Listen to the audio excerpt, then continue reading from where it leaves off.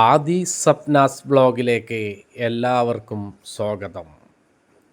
ക്ഷേമ പെൻഷൻ, സർക്കാർ സേവനങ്ങൾ എന്നിവയെപ്പറ്റിയുള്ള ആധികാരികവും പുതിയതുമായ വിവരങ്ങൾ ലഭ്യമാകുവാൻ ഈ ചാനൽ സബ്സ്ക്രൈബ് ചെയ്ത് ബെൽ ബട്ടൺ അമർത്തുക. പെൻഷൻ ഉപഭോക്താക്കളെ സംബന്ധിച്ച് ചരിത്രത്തിലെ തന്നെ ഏറ്റവും സന്തോഷകരമായ ദിനങ്ങളാണ് അടുത്ത ദിവസങ്ങളിൽ വരുന്നത്. 3600 രൂപ പെൻഷൻ ഗുണഭോക്താക്കളുടെ കൈകളിലേക്ക് എത്തുകയാണ്.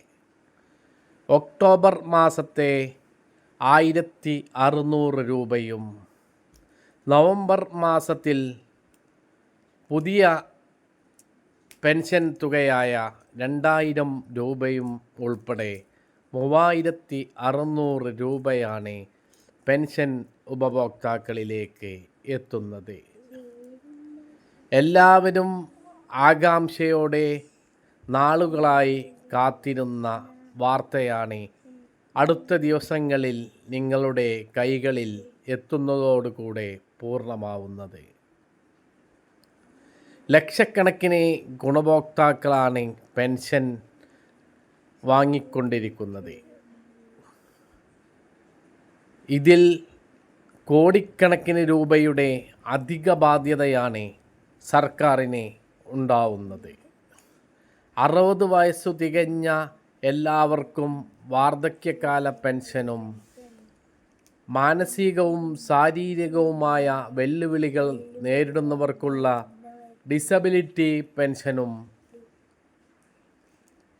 വിധവകൾക്ക് ലഭ്യമാകുന്ന വിധവാ പെൻഷനും കർഷക തൊഴിലാളികൾക്ക് ലഭ്യമാവുന്ന കർഷക തൊഴിലാളി പെൻഷനും വിവാഹിതരാകാത്ത സ്ത്രീകൾക്ക് ലഭിക്കുന്ന അൺമാരീഡ് പെൻഷനും ഉൾപ്പെടെ ലക്ഷക്കണക്കിന് പെൻഷൻ ഗുണഭോക്താക്കളാണ് കേരളത്തിൽ ഇന്നുള്ളത്. 1600 രൂപയിൽ നിന്നും 2000 രൂപയിലേക്കുള്ള മാറ്റം പെൻഷൻ ഗുണഭോക്താക്കളെ സംബന്ധിച്ച് വളരെ അധികം സന്തോഷം നൽകുന്ന ഒന്നാണ്. നവംബർ മാസത്തിലെ പെൻഷൻ തുകയാണ് 2000. ഇനിയുള്ള മാസങ്ങളിൽ പെൻഷൻ 2000 രൂപ വീതം ഗുണഭോക്താക്കളുടെ കൈകളിൽ എത്തുന്നതാണ്. ഈ പ്രാവശ്യത്തെ പെൻഷൻ വിതരണത്തോടുകൂടെ പെൻഷൻ കുടിശ്ശികകൾ പാടെ അവസാനിക്കുകയാണ്.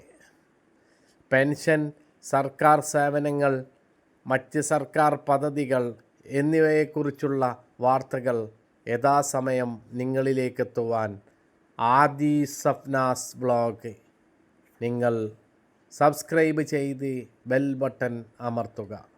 എല്ലാവർക്കും നന്ദി, നമസ്കാരം.